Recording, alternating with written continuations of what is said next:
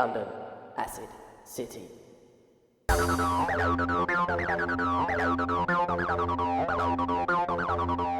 Initially, when we first started making records, we were just using samples. You can do so much with samples. When we met Henry and Guy, they actually had the proper machines.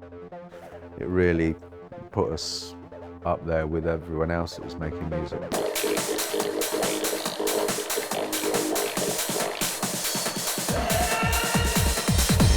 The 303 obviously had the acid sound and the squiggly, fizzy sound. It was really easy to manipulate. It was really expressive as well. And I think that the acid techno is quite an expressive sound. It's not a monotone sort of techno sound. It's quite musical.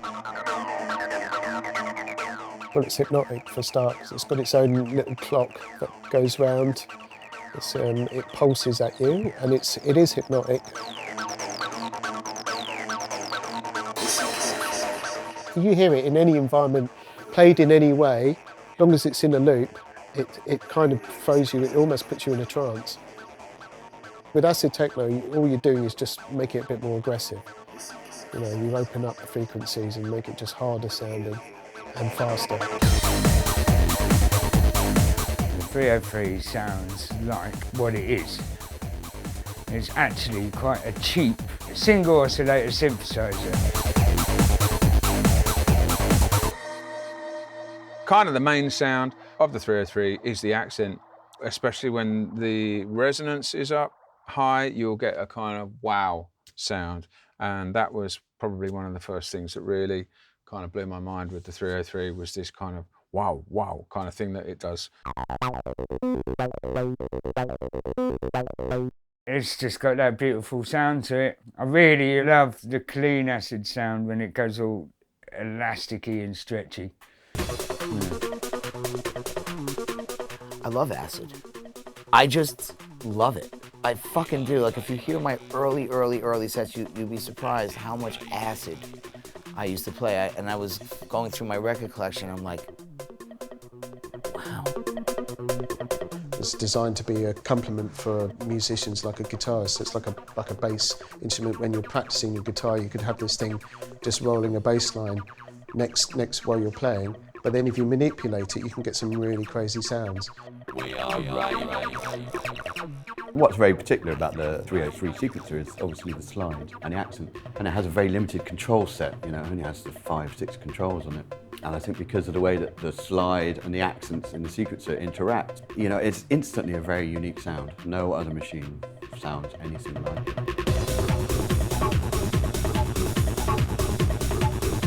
It's that analogue, pure sound that you can distort, bend it, twist it, you know, tweak it. Do you know what I mean? It can sing. It writes bass lines, but if you take the filter up, obviously then you get a less of a bassy sound. Then it opens out into a sort of almost like a distorted electric guitar sound. And obviously when you program it, when you layer those up and then you filter them up, it becomes very expressive. Again, like electric guitar. As D.I.Y once said, if Jimi Hendrix was making music today, he would be making acid techno because it's very similar sort of psychedelic, crunchy sound. 303s are really great fun to play around with. The jamming aspect is really sort of where they get really strong. You can really program a good riff on a 303, you know, you can make it sound like a guitar riff. The 303 is the Fender Stratocaster of electronic dance music. Especially if you double them up, record the line once, tune it up to the 5th and record it again, have it underneath. It's just like playing a power chord on the guitar. If Jimi Hendrix was into techno, he'd probably have millions of, you know, 303s and just going for it, you know. Distorted 303 is quite an important factor, I think, for acid techno sound. I can remember when Guy said to me for the first time, "Have you tried the 303 with a distortion on it?" It's like, no. A lot of people use distortion on their 303s. I'm sure that initially the Roland team were probably absolutely horrified when they discovered that people over in Europe were using distortion on the 303. They were like, ah.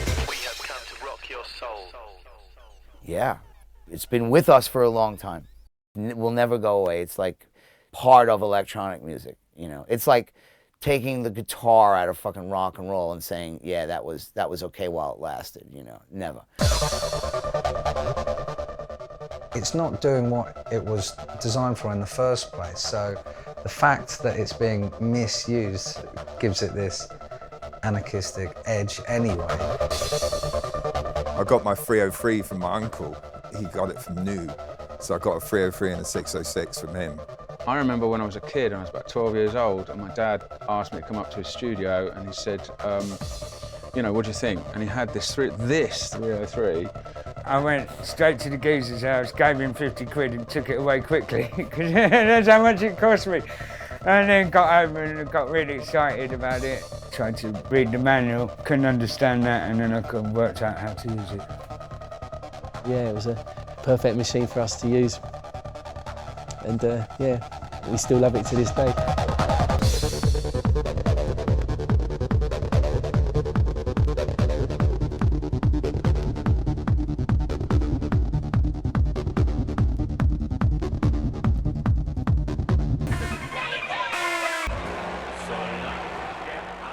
As soon as we got our hands on the real machines, then we were doing our versions of the music we'd been playing. That was when I suppose really started to feel part of it. Yeah, it had a real impact and enabled us to just push that sound. Our time is now.